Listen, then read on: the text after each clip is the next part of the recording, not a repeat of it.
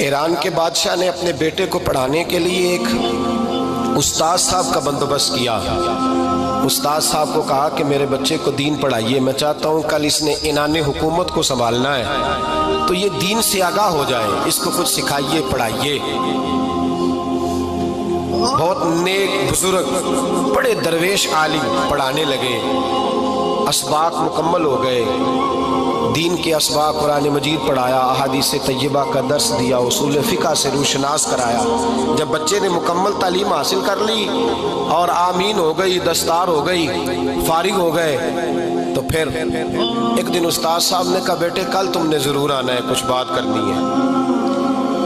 شہزادہ گیا ملنے استاد صاحب سے، استاد صاحب نے کنڈی لگا لی، ہاتھ میں درہ پکڑ لیا، مار مار کے پورے وجود کو زخمی کر دیا، کوئی غلطی نہیں، کوئی بات نہیں، مارا۔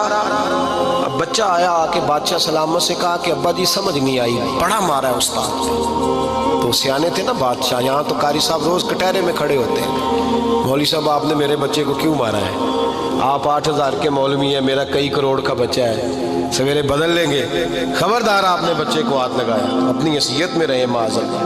جو قومیں استادوں کو کٹہروں میں کھڑا کرتی ہیں وہ ترقی نہیں کر پاتی، جو استادوں کو کٹہروں میں روز کھڑا کرتے ہیں۔ کہا ابا جی بڑا مارا ہے، تو والد بڑے سمجھدار تھے، کہنے لگے بیٹا استاد باپ ہوتا ہے، وہ زیادتی نہیں کرتا، کوئی بات ہوگی میں تیرے استاد کو کٹہرے میں نہیں بلاؤں گا۔ اماں سے بات کی، اماں کہنے لگی بیٹا میں تیرے باپ سے کیسے بات کروں، ڈر آتا۔ وقت گزر گیا، 22 سال بیت گئے، 22 سال گزر گئے، بادشاہ کا انتقال ہوا، شہزادہ تخت پہ بیٹھا، پہلا حکم یہ دیا کہ میرے استاد کو بلاؤ، پہلا حکم۔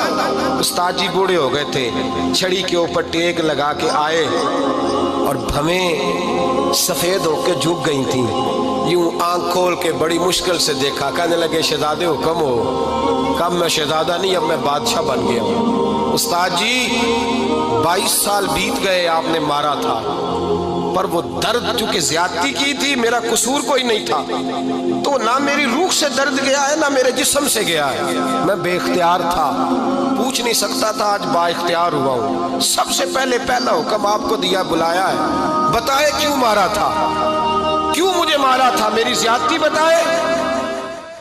تو استاد، بوڑھے استاد کی آنکھیں آنسوں سے بھر گئیں، کہنے لگے بیٹے بس آج کے دن کے لیے مارا تھا، یہ جو دن آ گیا نا میری زندگی میں اس لیے مارا تھا، یہ میں چاہتا تھا میری زندگی میں وقت ہے، آج کے بس میری مراد پوری ہو گئی۔ کہا صاحب کس لیے، مجھے بھی سمجھائے۔ آپ فرمانے لگے کتنی دیر ہو گئی تجھے مار کھائے ہوئے، کتنا زمانہ بیت گیا؟ کہنے لگا 22 سال۔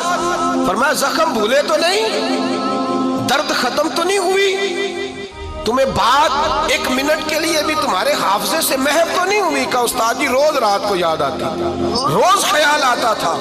استاد کہنے لگے بھائی تو بے اختیار تھا، پوچھ نہیں سکا، 22 سال تجھے یاد رہا، مجھے پتا تھا تو ایک دن حکمران بنے گا، میں نے تجھے اس لیے مارا تھا کہ بیٹے یاد رکھنا، کسی پہ ظلم نہ کرنا، اگر تجھے 22 سال تک یاد رہا ہے تو جس پر تو ظلم کرے گا اسے بھی قیامت تک یاد رہے گا، اور یہ یاد رکھنا تو آج با اختیار ہوا تو تو نے مجھے بلا لیا ہے، قیامت کے دن غریب با اختیار ہو جائیں گے، مظلوم با اختیار ہو جائیں گے، وہ با اختیار ہوں گے للہ الواحد القہار، رب کریم کی بارگاہ کے اندر ان کا اختیار ہوگا، اکیلے اللہ کی حکمرانی ہوگی، پھر وہ بلائیں گے بڑے بڑے کج کلہ، دنیا میں جن کی پگڑیاں اونچی تھیں وہ سر جھکائے کھڑے ہوں گے، دنیا میں جو ڈکٹیٹر بنتے تھے ان کی پشتیں لال ہوں گی، ان کو غدار لکھا جائے گا، قیامت تک نہیں بھولے گا۔